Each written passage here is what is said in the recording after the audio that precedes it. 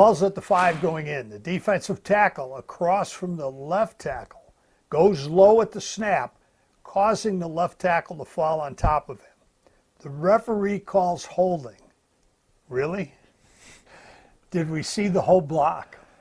That is a tough holding call, because what is the offensive player supposed to do? And you're right, we've talked about you have to see the beginning, middle, and end. If you come on the end of this play, you're thinking, oh yeah, he's on top of him, he's doing the body slam, but that's not what happened at all. No, and I'm sure that's not to pick on the referee here, but I'm sure he only caught part of this and did a knee-jerk reaction to it and said, hey, he just took him down with the slam.